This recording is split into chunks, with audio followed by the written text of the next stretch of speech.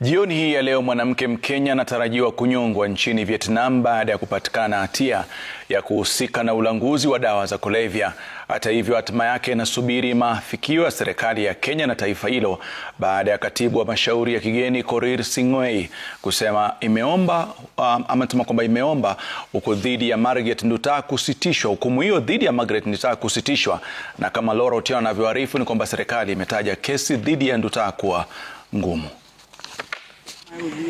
Majonzi yamekuwa tele katika boma la Purity Wangare kijijini Waithaga, kaunti ya Murang'a.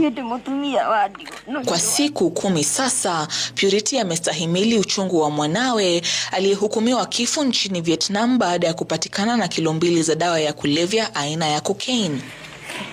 Margaret Nduta mwenye miaka 37 aliondoka nyumbani mwaka 2023 kutafuta kazi ughaibuni, ila familia yake inadai kuwa alikutana na mtu aliyempa kifurushi kilichobadilisha raha ya kupata kazi kuwa karaha. Huyo mzigo alipatikana nayo, alipeo ni Njoroge, akamwambia apelekee mama mwingine na akirudi ampatie kitu amrudishie. Hiyo ilikuanga mara yake ya kwanza kwenda, na unajua mtu akienda safari atoke hapa aende safari ambapo haezi jua ama nchi yenye hajui, kuna yale taratibu yenye anafaa kufuatia the routes, naye hajui.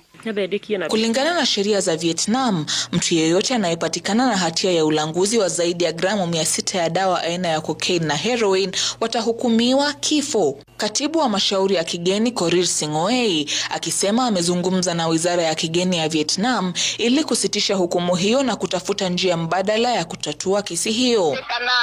Kulingana na ratiba ya koti, Nduta alipaswa kuhukumiwa saa 10:30 jioni, ila hadi sasa familia haijapata habari zozote za hatima yake. Unisaidie, muniletee huyo msichana huku, alafu mkitaka kumfuga mumfugie huku.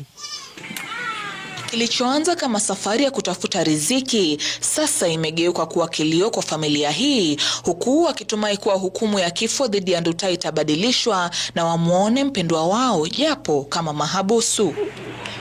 Laura Otieno, runinga ya Citizen. Naam, kwetu ni pole kwa familia na tukiwa tuna imani kwamba maafikio yataafikiwa ili ndugu yetu arudi zake nyumbani Kenya akiwa salama salmin.